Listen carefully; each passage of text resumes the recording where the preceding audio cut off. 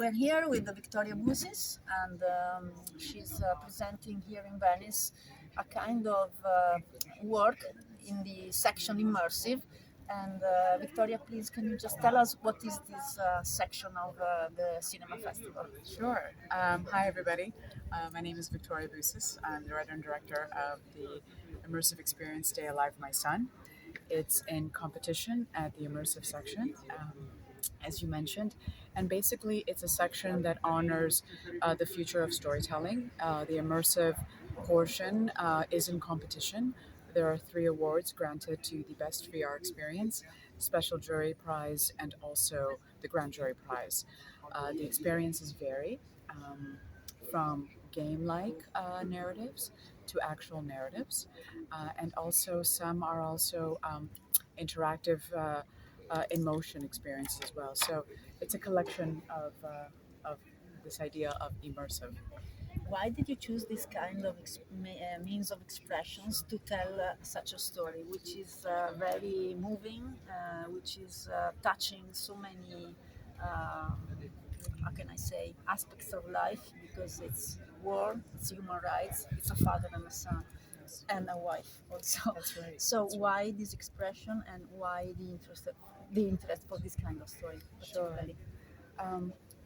At the time that I was thinking about the future of cinema and what I wanted to be my first large piece as a director and a writer, I was considering the different formats: classical cinema, documentary, or immersive.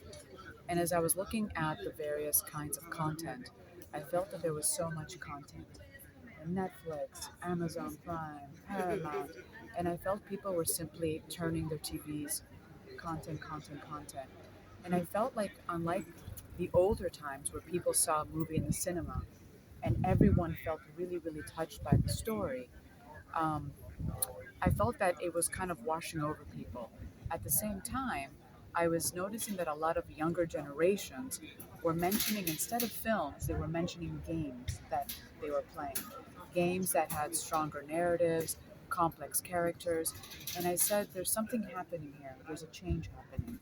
And I thought that why not take the challenge of bringing a story like this that would be an ordinary book and make it fantastical by merging both cinema and gaming together, so that we don't just simply watch the story of this man and his family during the Cambodian genocide and all the effects of abandoning your child and how you live with that over 45 years, but you actually step into his shoes and you actually experience his emotions, you experience the trauma, you experience the events of his life in the spaces that he lived them, to hear the sounds, breathe that moment, and actually experience it for yourself, and hoping that by experiencing someone's story in their shoes, you would feel the emotions deeper and be changed as a human being to maybe understand things so that similar tragic moments in history are not repeated as they are again in the Ukraine, Yes. as they may continue to be repeated. I felt younger generations needed to know the history in a way that spoke to them so that they can prevent this from occurring in the future. This is my hope. This is a great hope, and I hope this hope will become the future of cinema. And I think that this kind of works um, appeals to empathy, which is something we are losing, I think, in such a kind of society. So I really thank you for this kind of work, because it was really immersive, and because feeling what he felt, I think, can change really the world and the perception of the other. Did you actually meet the writer? Yes, yes, he actually lives in France. He managed to rebuild his life, to become an engineer again, to find love. He remarried Wow. again. He has 3 more sons. Wow. Yes, and he went on to write numerous books. He also testified at the United Nations trials to prosecute the Khmer Rouge, and he actually stood in court watching them and telling them, yeah, me too. I have the goosebumps. I still do. I still I do. still have And goosebumps. telling them, you confess your crimes to the people of Cambodia. And I feel his braveness and everything was so compelling. So I went and I met him, and He's a lovely man.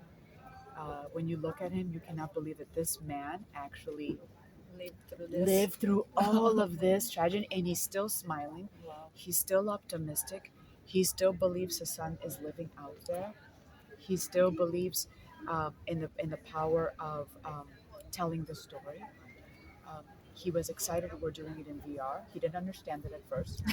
He thought he was being made into a game. I said, no, your life is not a game, but I think it's a way to speak to generations. And actually, he just released his book again in English in Cambodia because the Khmer Rouge is still in Cambodia. And in the back of the book, he put the poster of the project, and he spoke about it that he wanted to reach other audiences. That's absolutely fantastic. Victoria, I thank you so much for this witnessing of this Thank you. and the movie you made, which is fantastic. I hope so many people can see it. Maybe not also in the VR, but also Yes. maybe in the big screen, in the regular. Yeah, we're hoping to do something for Yes. that so that more people see it. So Yeah, yes. because I think it deserves this story Wow, deserves thank you the very big much. cinema. I hope you win also because I hope I win too. I think it's a fantastic project, Thank and you. I thank you so much. What is the next The next project? Yes, you have in mind, because I have read so many things of you. You are such a creative and an entrepreneur, a director, a writer. So What's next? What's huh? next? Oh, geez, it's such a stressful question because there's so much I want to do. I think my next project will be done using the game engine, but I think I want to do it more for a film first because I want to reach more audiences and then make it into a game in VR. I'm looking for that project now. A lot of it has been presented to me, but I think it's making the right choice. It will probably be an inspirational story because I believe people need hope, people need inspiration, people need empowerment. So I'm hoping to find a story of an ordinary person who becomes extraordinary. Wow, this is great. And just the last question: are you a gamer yourself? You know, it's crazy because I'm not a big gamer. I was a gamer when I was younger. Yeah, you sure. know, Mario Brothers, Yeah, this yeah, gigantic. yeah. I played it all. I haven't gamed a lot. Through this project, I've had to learn because I also did the game design for it. I had to Yeah. learn all these elements. So I wouldn't say I'm a gamer, hardcore gamer. I'm the in between. So I want to appeal to people that are like me, Yeah, in between in or between. just starting it. So it embraces more people. Thank you so much for your time, and the best of luck. Thank you so much. I appreciate it. Thank you very much.